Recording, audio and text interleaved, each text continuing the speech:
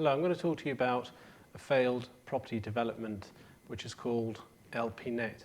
Now, Pinet has several phases. We're going to talk to you about one called M-19. Yeah, we do know it sounds like a terrorist group coming from some South American country, but in fact what it is a failed development which never got built.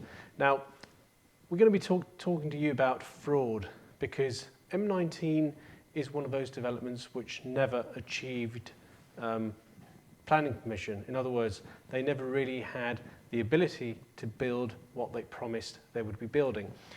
Basically what happened is that a number of customers had been introduced through Instant Access Property, which is a company based in the UK, or was based in the UK, because it filed for a bankruptcy and it left hundreds of people stranded, basically at loss in respect of their deposits.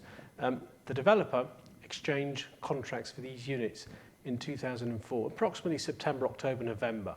Now, back in October, November 2003, the developer had already been revoked the planning permission that they were intending to achieve, which means that when they exchanged contracts, they already knew or were in knowledge of two rulings at least that declared planning permission void. In other words, there was no possibility that nothing could be built there.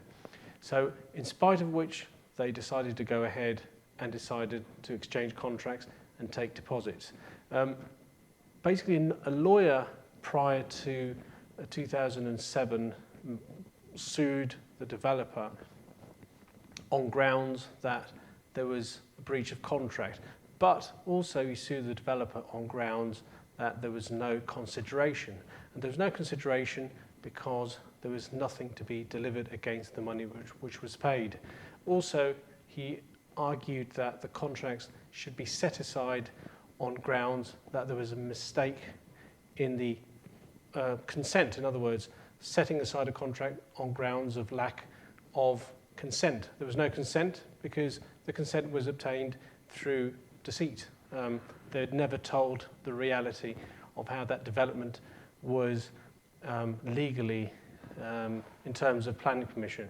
So what has actually happened is that the developer hasn't yet returned the monies in spite of the fact that there was no planning permission, and in fact of them knowing that when they exchanged there was no planning permission. This, in our opinion, constitutes fraud, criminal fraud, and therefore that is an option which people who paid monies to San José Inversiones have in respect of their legal avenues to pursue the deposits. Obviously, we also have the ability to chase the bank. The bank knew very well that those deposits were going to be used for the purpose of building property there, although there was no planning permission. But in principle, the importance of this case is that a developer had taken deposits knowing full well that they were not going to be able to deliver the units because a few months earlier, planning permission had actually been taken away from them, and therefore there was no possibility of nothing being built.